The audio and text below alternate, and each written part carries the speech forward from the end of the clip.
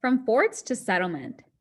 Why did the US government build military forts on Prairie du Chien, at Green Bay, and at Portage?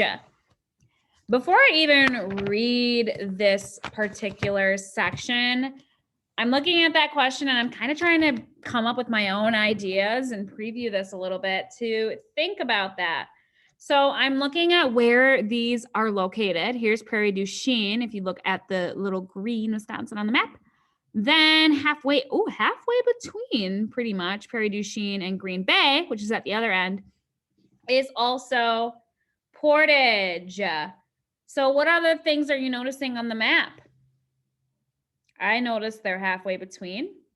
Maybe you notice Prairie du Chien's on one border on the Mississippi. Green Bay is also located by another water source, and Portage is kind of where this other river right here, the Fox River and the Wisconsin River, connect.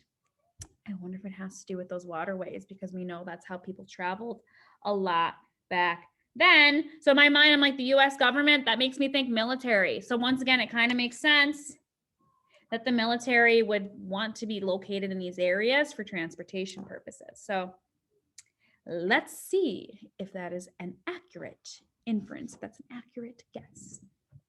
So when the War of 1812 ended, the US government quickly took over the fur trade business in Wisconsin.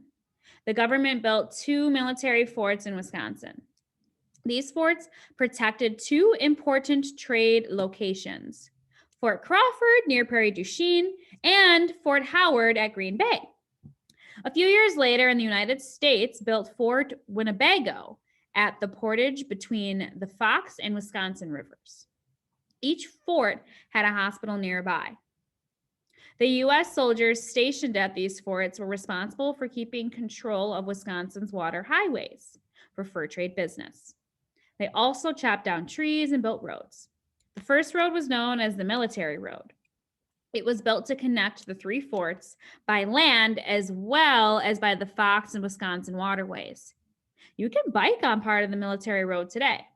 The 40-mile Military Ridge State Trail in Iowa and Dane counties connects Dodgeville and Madison. So it sounds like eventually they were able to build some roads, but we were on track with our thinking. They built these here because it connected at those waterways.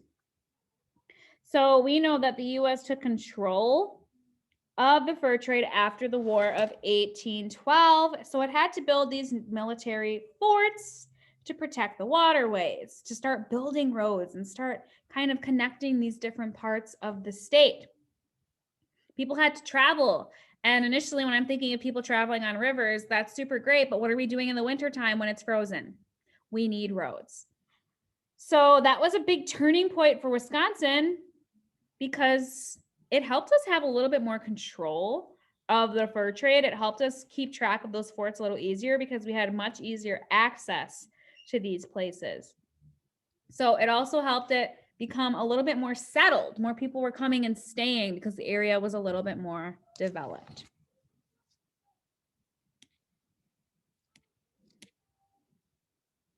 So what kind of happened after that? How did the US government cause conflict with the cultures already living in Wisconsin? So now you have to keep in mind, before this War of 1812, people were kind of doing their own thing. And we have to remember that we have Native Americans still living here who were here first, essentially. So how did the United States forming a government and starting to make some solid rules impact people that were already here, kind of doing whatever they wanted anyways? So just like on the other page, you might want to go back if you need to. You're going to be responsible for reading those captions on photos. I'm just going to focus on what is in the box here. So please pause this video when I'm done or now to read those captions on the video or on the images. But I'm going to go ahead and think about the answer to this question. How did the U.S. government cause conflict with the cultures already living in Wisconsin? I want you to think about that too. So the United States government built and ran 3 military forts in Wisconsin. The government also affected the lives of different Indian groups living in Wisconsin. First, the government appointed agents to work with the Indians. Some of the agents' work was helpful, some was harmful to Native cultures. These Indian agents were hired to work with the Indian people. The government wanted the Indians to be more like non-Indians. Second, the US government also ran trading houses for the Indians so they would be less likely to trade with any French or British traders in the area. Finally, the US government created new fur trade rules and local governments run only by white men. There's a lot of transitions in there that let me know it's kind of listing for me all the ways that the US government played a role in causing some issues with people living in Wisconsin. Keep that in mind. Many of the Indian nations and some of the Métis, French and French Canadian people resented or felt hurt or angry by the way the US government treated them. The new government's rules and decisions did not reflect the same values and customs of those who had been living here, marrying, raising families, and working together.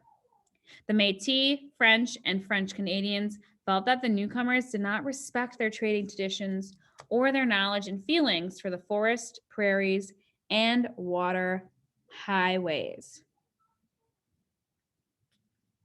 So, I want you to think about that. You might need to replay this. You might need to relive or re-listen to this or reread it on your own. But I want you to think about that question. How did the US government cause conflict? And that's going to be your task today. Go ahead and continue on through this activity to get that work completed.